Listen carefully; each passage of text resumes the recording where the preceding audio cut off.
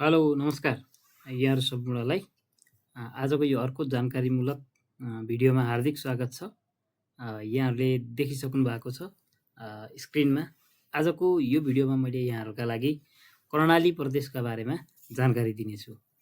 नेपालको सङ्घीय शासन व्यवस्था अनुसार सङ्घ प्रदेश र स्थानीय तह गरी तीनवटा तहमा शासन व्यवस्था सञ्चालन गर्ने कुरा पछिल्लो 2072 सालमा जारी भएको संविधानले गरेको छ। त्यसै अनुसार यो नेपालका विभिन्न प्रदेशका बारेमा स्थानीय तहका बारेमा तपाईहरूले अध्ययन गर्नुपर्ने हुन्छ। जो साथीहरू लोकसेवा आयोगको तयारी गर्दै हुनुहुन्छ, विभिन्न प्रदेशको र सङ्घीय लोकसेवा आयोग वा तपाईँ विभिन्न संस्थानको तयारी गर्दै हुनुहुन्छ, त्यसै गरी शिक्षक सेवा आयोग लगायतका विभिन्न परीक्षाहरूमा तयारी गर्ने साथीहरूका लागि यो अत्यन्त महत्त्वपूर्ण र आवश्यक हुन्छ। झनै कर्णाली प्रदेश लोकसेवा आयोग तयारी गर्नुहुन्छ भने त त्यो अझै बढी महत्त्वपूर्ण हुनेछ। र तपाईँहरू सबैजनाको लागि र कर्णाली प्रदेशका बारेमा जान्न बुझ्न चाहनुहुने साथीहरूका लागि पनि यो भिडियो उपयोगी हुनसक्छ। तपाईँहरूको त्यो आवश्यकतालाई मध्यनजर गर्दै मैले धेरै प्रदेशहरूको बारेमा र अरू थुप्रै जानकारीमूलक भिडियो तयार गर्ने सन्दर्भमा आजको यो भिडियोमा मैले कर्णाली प्रदेशका बारेमा जानकारी दिनेछु। अब भने ढिला नगरिकन मैले तपाईँहरूलाई यो प्रदेशका बारेमा क्रमिक रूपमा अध्यावधिक जानकारी गराउनेछु। कर्णाली प्रदेश नेपालको सबैभन्दा पश्चिममा रहेको सुदूरपश्चिमसँग जोडिएको र यो 1, 2, 3, 4, 5 गर्दै जुन नामाकरण हुनुभन्दा अगाडि नम्बर वा अङ्कका आधारमा राखिएको 6 नम्बर प्रदेशका रूपमा यो रहेको देखिन्छ। यो प्रदेशको राजधानी वीरेन्द्रनगर सुर्खेतमा हो र यो प्रदेशको अवस्थिति तपाईँले हेर्नुभयो भने हिमालदेखि भित्री मधेससम्म फैलिएको छ। यहाँ तपाईँले नक्सामा पनि देख्न सक्नु भएको छ। यो प्रदेशको सीमा र स्थापनालाई हेर्दाखेरि तपाईँले यहाँ नक्सामा पनि देखिराख्नु भएको छ। कर्णाली प्रदेश नेपालको नक्सामा कहाँनिर अवस्थित छ भनेर। यसको पूर्वतर्फ हेर्नुभयो भने गण्डकी प्रदेश, माथिल्लो भागमा गण्डकी प्रदेश र पूर्वपट्टिको थोरै तलपट्टि लुम्बिनी प्रदेश छ। उत्तरतर्फ हेर्नुभयो भने तिब्बत पर्छ, चिनको स्वशासित क्षेत्र तिब्बत। त्यसै गरी तपाईँले हेर्नुभयो पश्चिमतर्फ भने पश्चिमतर्फ चिन पर्छ र सुदूरपश्चिम प्रदेश पर्छ। अनि दक्षिणतर्फ तपाईँले हेर्नुभयो भने यो प्रदेशको दक्षिणतर्फ चाहिँ लुम्बिनी प्रदेश पर्छ। यसरी यो प्रदेशलाई तपाईँले यो प्रदेशको सीमालाई हेर्नुभयो भने नेपालका विभिन्न प्रदेशहरू तथा चिनको स्वशासित क्षेत्र तिब्बतसँग यसको जोडिएको देखिन्छ र भारतसँग यो प्रदेशको सीमा जोडिएको छैन। यो प्रदेशको तपाईँले नामाकरण मिति हेर्नुभयो भने 2074 सालको फागुन 12 गते यो प्रदेशको नामाकरण भएको तपाईँले पाउन सक्नुहुन्छ। र यो प्रदेशको संस्थापक प्रदेश प्रमुख र संस्थापक मुख्यमन्त्री तपाईँका लागि जान्नुपर्ने एउटा तथ्य हुनसक्छ। यसका लागि तपाईँले संस्थापक प्रदेश प्रमुख दुर्गा प्रसाद खनाल र संस्थापक मुख्यमन्त्री महेन्द्र बहादुर शाही भनेर याद गर्नुहोला। दुर्गा महेन्द्र भनेर यसलाई तपाईँले याद गर्न सक्नुहुन्छ। यो दुर्गा महेन्द्र भन्ने चाहिँ यो फर्मुला हो। मैले तपाईँहरूलाई पहिला नेपालका सबै प्रदेशहरूको संस्थापक प्रदेश प्रमुख र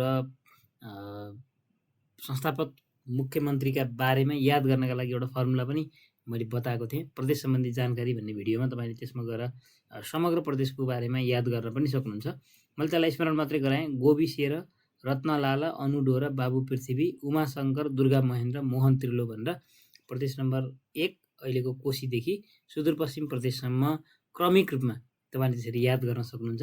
जहाँ उमाशङ्कर भनेर हामीले लुम्बिनी प्रदेशलाई, दुर्गा महेन्द्र भनेर कर्णाली प्रदेशलाई, मोहन त्रिलो भनेर सुदूरपश्चिम प्रदेशको संस्थापक प्रदेश प्रमुख र मुख्यमन्त्रीलाई चिन्न सक्छौँ हैन। यसरी नै सुरुदेखि अन्तिमसम्म कोशीदेखि तपाईँले सुदूरपश्चिम प्रदेशसम्मका यसरी याद गर्न सक्नुहुन्छ। त्यसो भएर कर्णाली प्रदेशको चाहिँ दुर्गा महेन्द्र भनेर याद गर्नुभयो भने तपाईँलाई पक्कै पनि सजिलो हुन्छ। 74 फागुन 11 भन्नुभयो भने अझै सजिलो। 74 11 12 यसको नामाकरण मिति याद गर्नुहोला। अब यस पछाडि हामी जाउँ यो प्रदेशको जिल्ला लगायतका जानकारीका लागि। खास गरी यो जिल्लागत रूपमा तपाईँले हेर्नुभयो भने यो प्रदेशमा 10वटा जिल्ला छन्। नेपालमा जिल्लाको सङ्ख्या तपाईँले हेर्नुभएको छ सबै प्रदेशहरूमा हैन 8 देखि 14 सम्म हैन 8 देखि 14वटासम्म जिल्लाहरू छन् प्रदेशगत रूपमा। 8, 9, 10, 11, 12, 13, 14 गरेर त्यो पनि मैले तपाईँहरूलाई अघिल्लो भिडियोमा राखेको छु।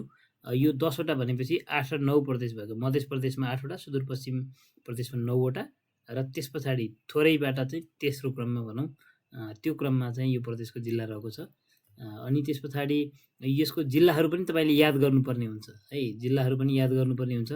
जाजरकोट, सुर्खेत, जुम्ला, डोल्पा, कालीकोट, हुम्ला, दैलेख, रुकुम पश्चिम, सल्यान र मुगु गरेर 10वटा जिल्ला छन्। यो 10वटा तपाईँले सूत्रबद्ध रूपमा याद गर्नुभयो भने सजिलो हुन्छ। जासुजु डोका हुँदै रुसमु भन्नुभयो भने यो जिल्लाहरू सजिलै याद गर्न सक्नुहुन्छ। यो सूत्र याद गर्दाखेरि अलिकति जिल्ला चाहिँ 2-4 पटक पढिसकेपछि मात्रै सूत्रको प्रयोग गर्नु होला।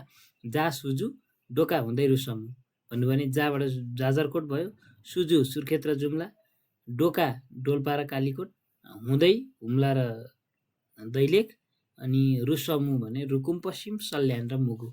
यसरी याद गर्नु होला। अब क्षेत्रफलको दृष्टिले हेर्नुहुन्छ भने यो प्रदेश सबैभन्दा ठुलो हो क्षेत्रफलका दृष्टिले हैन। यो नेपालको 19.01% भूभाग यो प्रदेशले ओगटेको छ।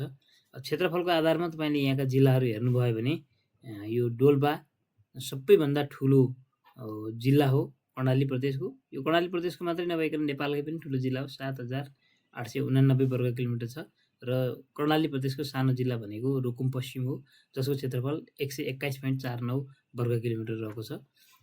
यसरी तपाईँले यसलाई हेर्न सक्नुहुन्छ। अब जनसङ्ख्याको आधारमा हेर्नुभयो भने सबैभन्दा ठुलो जिल्ला सुर्खेत हो, बढी जनसङ्ख्या भएको भने सबैभन्दा कम जनसङ्ख्या भएको जनसङ्ख्याका दृष्टिले सानो जिल्ला भनेको डोल्पा जिल्ला हो। यसलाई तपाईँले यसरी याद गर्न सक्नुहुन्छ। अब डोरु पश्चिम भन्नुभयो भने क्षेत्रफलको आधारमा डोरु पश्चिम भन्न सक्नुहुन्छ र यतापट्टि सुडो भन्नुभयो भने त्यो चाहिँ हाम्रो जनसङ्ख्याका आधारमा ठुलो र सानो। सुबाट सुर्खेत, डो भनेको डोल्पा। उतापट्टि डोरु पश्चिम भन्नुभयो भने डोल्पा ठुलो, अनि त्यस पछाडि रुकुम पश्चिम। यो पनि समग्र प्रदेशका क्षेत्रफल र जनसङ्ख्याको आधारमा ठुला र साना जिल्लालाई एकैपटक याद गर्दाखेरि तपाईँलाई सजिलो हुन्छ। प्रदेश सम्बन्धी जानकारी भन्ने यही च्यानलमा रहेको अर्को भिडियोमा पनि छ, मैले त्यसलाई सर सुनाइदिउँ। जस्तो तपाईँले क्षेत्रफलको आधारमा प्रदेशको ठुलो र सानो भन्नुभयो भने प्रदेश नम्बर 1 अहिलेको कोशीदेखि सुदूरपश्चिमसम्म तातेसम्म, शिवगोप, दाना पश्चिम, डोरु पश्चिम, बझभई भनेर याद गर्नुपर्ने हुन्छ। हेर्नु त, यो जब कर्णाली प्रदेशमा आउँछ डोरु पश्चिम, त्यहीँबाट मैले यो फर्मुला तपाईँहरूलाई देखाएको। डोरु पश्चिम, डोल्पा र रुकुम पश्चिम। रु पश्चिम भनेको चाहिँ रुकुम पश्चिम भनेर याद गर्नुपर्ने हुन्छ है त। यसरी नै तपाईँले त्यो भिडियोबाट पनि हेर्न सक्नुहुन्छ। अब यो प्रदेशलाई तपाईँले हेर्नु भने हिमाली जिल्ला 4वटा छन्, कालीकोट, हुम्ला, जुम्ला र डोल्पा। पहाडी जिल्लाहरू 5वटा छन्, जाजरकोट, दैलेख, रुकुम पश्चिम, सल्यान र दैलेख। अनि भित्री मधेसमा चाहिँ एउटा जिल्ला छ सुर्खेत, र तराईसम्म यो प्रदेश पुगेको छैन। यसरी तपाईँले हेर्न सक्नुहुन्छ यो प्रदेशलाई। अब स्थानीय तहका दृष्टिबाट तपाईँले यो प्रदेशलाई हेर्नुभयो भने यो प्रदेशमा 79वटा प्रदेश छन्, के अरे 79वटा स्थानीय तहहरू रहेका छन्। यो 79वटा स्थानीय तह भनेको यो सबैभन्दा कम पालिका भएको जिल्ला प्रदेशका रूपमा तपाईँले यसलाई लिन सक्नुहुन्छ। र यो प्रदेशमा तपाईँले हेर्नुभयो भने महानगरपालिका को सङ्ख्या 0 छ, कति पनि छैन। उपमहानगरपालिकाको सङ्ख्या पनि 0 छ र नगरपालिकाको सङ्ख्या 25वटा अनि गाउँपालिकाको सङ्ख्या 54वटा गरेर 79वटा स्थानीय तहहरू छन्। र सो नेपालका 7वटै प्रदेशमध्ये सबैभन्दा थोरै स्थानीय तह भएको प्रदेशका रूपमा तपाईँले चिन्न सक्नुहुन्छ। योभन्दा थोरै बढी भएको गण्डकी प्रदेश हो, जसको 85वटा छ भने सबैभन्दा बढी हैन, यो सबैभन्दा बढी तपाईँले हेर्नुभयो भने यो चाहिँ सबैभन्दा बढी चाहिँ कोशीमा छ है। यो कोशीमा तपाईँले हेर्नुभयो भने 137वटा स्थानीय तह छन् है, स्थानीय तह छन् 137वटा। अब यसमा धेरै कम देख्यो हैन, जम्मा 79वटा मात्रै छ। तपाईँले यो प्रदेशको गाउँपालिका र नगरपालिकाको प्रतिशतलाई हेर्नुभयो भने नगरपालिकाको जनसङ्ख्या प्रतिशत हेर्नुभयो भने तपाईँले यसमा 52.1% देख्नुहुन्छ भने गाउँपालिकाको प्रतिशत हेर्नुभयो भने 47.9% देख्न सक्नुहुन्छ। यसै तपाईँले यो सङ्घीय निर्वाचन क्षेत्र र प्रादेशिक निर्वाचन क्षेत्रलाई पनि याद गर्नुहोला। यो पनि सोध्न सक्ने एउटा सम्भावित प्रश्नका रूपमा रहन्छ। अब यहाँ तपाईँले सजिलो छ, यसलाई तपाईँले सम्झिनको लागि मैले तपाईँहरूलाई एउटा लजिक सिकाउँछु। जस्तो हाम्रो यसमा जिल्ला चाहिँ 10वटा छन् है, जिल्ला 10वटा छन्। यसलाई तपाईँले त्यसरी याद गर्नु होला। जिल्लाको सङ्ख्या चाहिँ 10 छ हेर्नुहोस् है, जिल्लाको सङ्ख्या कति छ? जिल्लाको सङ्ख्या चाहिँ 10 छ। अनि 10 मा तपाईँले 2वटा जिल्लामा है, 2वटा जिल्लामा मात्रै 2वटा निर्वाचन क्षेत्र छ। एउटा सुर्खेत र अर्को दैलेख है। सुर्खेतमा 2वटा निर्वाचन क्षेत्र अनि दैलेखमा 2वटा। यो सङ्घीय निर्वाचन क्षेत्रको कुरा गर्दैछु है मैले। सङ्घीयको 2वटा गर्दाखेरि 10वटा जिल्लामा एक एकवटा भएको भए एउटा हुन्थ्यो। यो 2टा थपिँदाखेरि प्लस 2 भयो भनेपछि अब कति भयो? 12वटा चाहिँ सङ्घीय निर्वाचन क्षेत्र। अनि 12वटा भइसकेपछि अब एउटा सङ्घीय निर्वाचन क्षेत्रमा 2वटा प्रदेश निर्वाचन क्षेत्र भन्ने छ। त्यसो भएर 12 × 2 गर्दाखेरि 24। 12 × 2 गर्दाखेरि अब 24वटा चाहिँ प्रादेशिक निर्वाचन क्षेत्र भए भनेर तपाईँले याद गर्न सक्नुहुनेछ।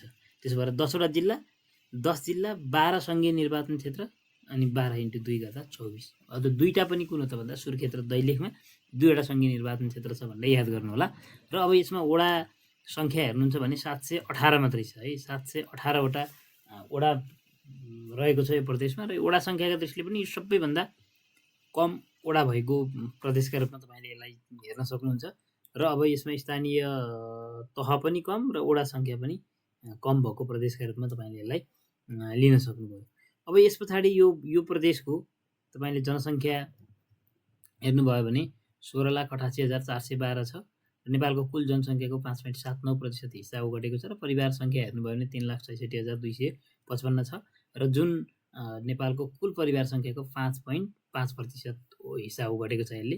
अब यो प्रदेशमा, कर्णाली प्रदेशमा पुरुषको जनसङ्ख्या हेर्नुभयो भने 8,23,761 रहेको छ। र जुन चाहिँ कुल जनसङ्ख्याको 48.8% हो।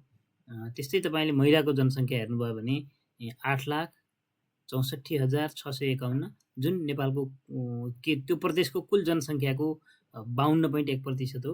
अब यो प्रदेशको लैङ्गिक अनुपात हेर्नुभयो भने 95.27 रहेको छ। अब यो औसत आयुलाई हेरौँ। यो प्रदेशको औसत आयु कति छ भन्ने बारेमा। अब औसत आयु हेर्नुभयो भने यो कर्णाली प्रदेशको औसत आयु 72.5 रहेको छ। 72.5 वर्ष। यो औसत आयुका दृष्टिले यो प्रदेश चाहिँ सबैभन्दा बढी औसत आयु भएको जिल्लाका प्रदेशका रूपमा तपाईँले यसलाई लिन सक्नुहुन्छ। अब नेपालकै औसत आयु तपाईँले हेर्नुभयो भने 2078 को जनगणना अनुसार 71.3 छ है। 71.3 छ यो नेपालको है। नेपालको तपाईँले हेर्नुभयो भने 71.3 छ। त्यो नेपालको औसतभन्दा पनि बढी छ औसत आयुका दृष्टिले यो प्रदेशलाई तपाईँले हेर्नुभयो भने। र अरू प्रदेशको भन्दा पनि धेरै छ यसमा। अब तपाईँले जनसङ्ख्या वृद्धि दरलाई हेर्नुभयो भने 0.70 छ, जुन चाहिँ कम नै हो। नेपालको समग्र यो चाहिँ जनसङ्ख्या वृद्धि दर का दृष्टिले हेर्नुभयो भने पनि यो कम नै मान्न सकिन्छ यसलाई। र जनघनत्व हेर्नुभयो भने 60 छ। यो 60 भनेको सबैभन्दा कम जनघनत्व भएका प्रदेशका रूपमा तपाईँले यसलाई लिन सक्नुहुन्छ। जबकि मध्य प्रदेश सबैभन्दा धेरै 633 छ जनघनत्व। अब यसको चाहिँ 60 भनेको चाहिँ यो एकदमै कम हो। क्षेत्रफल धेरै र जनघनत्व कम, स्थानीय तह पनि कम भन्दै यसलाई तपाईँले चिन्न सक्नुहुन्छ। र अब साक्षरता दर हेर्नुभयो भने 76.1 छ। यो प्रदेशको साक्षरता दर 76.1 छ। जहाँ नेपालको चाहिँ 76.2 छ है। 76.2 छ नेपालको समग्र नेपालको साक्षरता दर। र त्योभन्दा 0.1 चाहिँ कम छ भनेर तपाईँले याद गर्नुभयो भने सजिलो हुन्छ। 76.2 नेपाल हैन, 76.2 चाहिँ नेपाल। अनि त्यसमा चाहिँ 0.1 कम गर्दाखेरि यसको हुने हो। र अब यसको कुल प्रजनन दर हेर्नुभयो भने कर्णाली प्रदेशको 2.19 छ। यो अब नेपालको औसत भनेको 1.94 हो। अब त्यो 1.94 भन्दा 1.94 चाहिँ यो नेपालको योभन्दा चाहिँ बढी देखियो यहाँको। र शिशु मृत्यु दर चाहिँ 14 छ।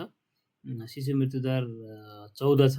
अब यो विकट अरू दृष्टिले गर्दा अलि धेरै नै हो कि जस्तो लाग्छ। यद्यपि लुम्बिनी प्रदेशको 20 छ, मध्य प्रदेशको 21 छ हैन, अब कोशी प्रदेशको 19 छ। त्यसो हुँदा शिशु मृत्यु दर पनि यो कम नै रहेको हामीले मान्न सक्छौँ। यद्यपि बागमती प्रदेशको 12, गण्डकी प्रदेशको 12 रहेको हामीले पाउन सक्छौँ है। अब यो 12 बागमती र गण्डकी पछाडि कम भएको प्रदेश त्यस्तोभन्दा धेरै र अरू प्रदेशभन्दा कम भएको प्रदेशका रूपमा तपाईँले यसलाई लिन सक्नुहुन्छ।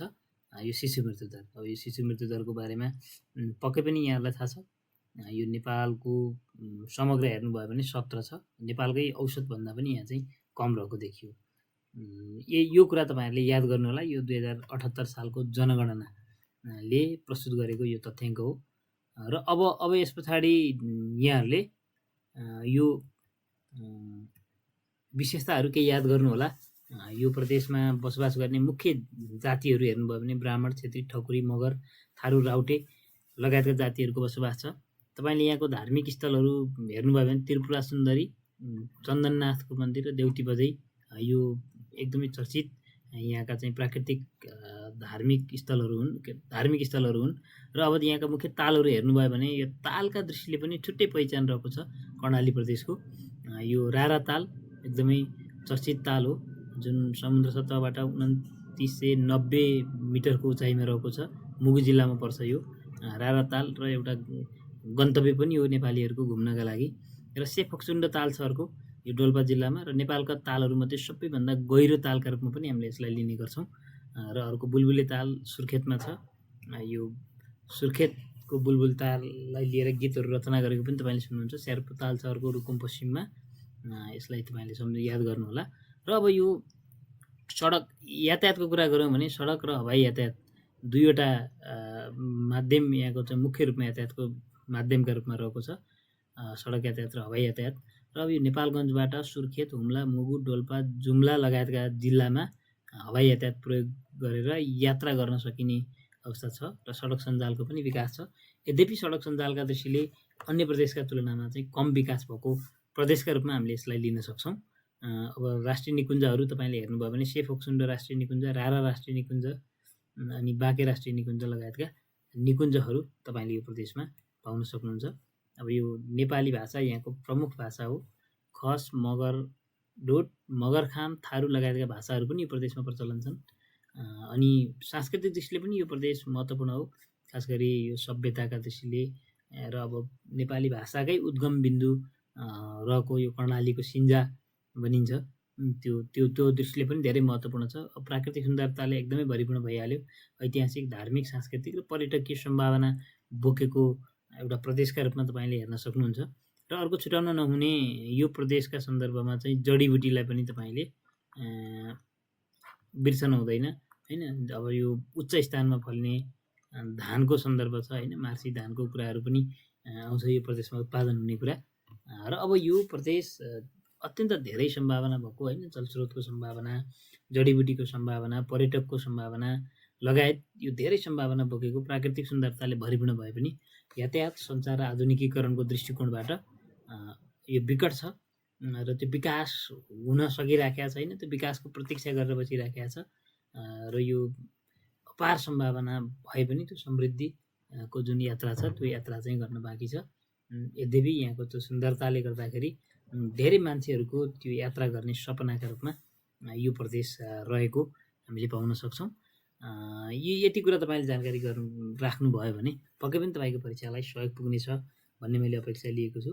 र यो आजको यो भिडियो तपाईँलाई कस्तो लाग्यो प्रतिक्रिया दिन नबिर्सनु होला।